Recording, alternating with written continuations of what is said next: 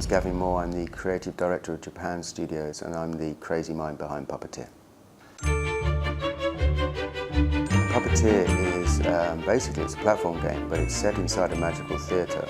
So instead of moving through the world like you do in an ordinary game, all the world changes and moves around you. So all the sets are changing and revolving and turning, so you never know what's coming next, so you always want to keep playing. The demo takes place right at the beginning of the game, so it's going to show you how our hapless hero gets into the situation that he gets into, and then it's basically one curtain of the first act. So it's quite a long demo.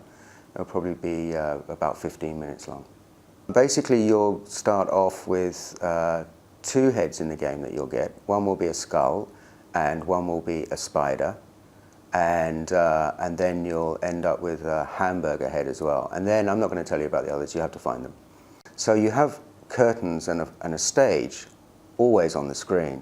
So in 3D, you have this, focal point that exists all the time. So we throw characters in and out over this, focal point. So in 3D, it looks amazing, and it really pops when you watch it in 3D. Our protagonist is called Kutaro, and he's basically a boy who's stolen away to the moon by the evil king, and his soul is shoved in the body of a puppet. He angers the evil moon bear king, who rips off his head and eats it, throws him away, discards him, and the evil king thinks, oh, okay, that's it, he's gone. But he's not dead, he doesn't die. And then with the help of a hapless, kind of sarcastic cat, he finds that he can use different objects as heads. Now there are 100 heads to collect in the game. They're hidden all over the world, and they're your life. So if you get hit, your head will fall off and it will roll around on the ground, and then you have 3 seconds to pick it back up. And if you don't, it disappears. So that's the food rule. That's when I was a kid and you drop your toast, it's like that. Then each of those heads has a special power. So somewhere in the game you can use those heads, and they can unlock bonus stages, they can help you defeat a boss, and there are lots and lots of crazy situations that those heads can get you into. Yin Yang basically has only 1 life left of his 9 lives. So he just doesn't want to do anything. As far as he's concerned, he just wants to stay next to the fire in the Black Castle in the kitchen and not help anyone. But the witch forces Yin Yang to help you, the hero, steal Calibros. And he's incredibly sarcastic and incredibly lazy. But the great thing about Yin Yang is you can control him as well on the right stick. So you can move him around and you can hunt around the world and find different things. So it's kind of a really cool mechanic where you're playing on both sticks, but you're playing 2 characters at the same time.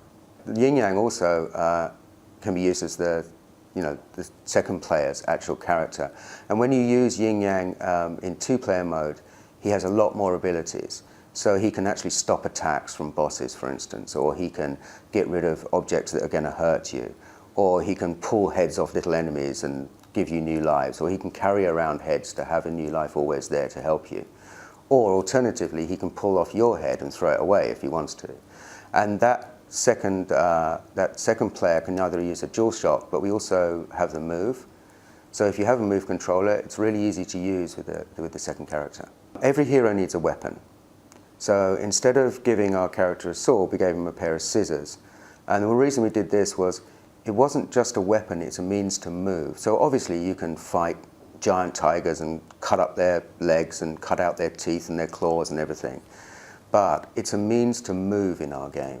That's what makes Puppeteer special, are the scissors. So instead of jumping to get to places, you have to cut up smoke. And as long as you keep cutting, you keep flying, so you can get to strange and mysterious places. I think in the demo, you have to listen very carefully to what people are telling you. Yin Yang's mistress is a cranky old witch who's working as a cook in the kitchen. She's not a very good cook at all. And she's trying to use you, but is she telling the truth or not is an interesting point that I would look out for.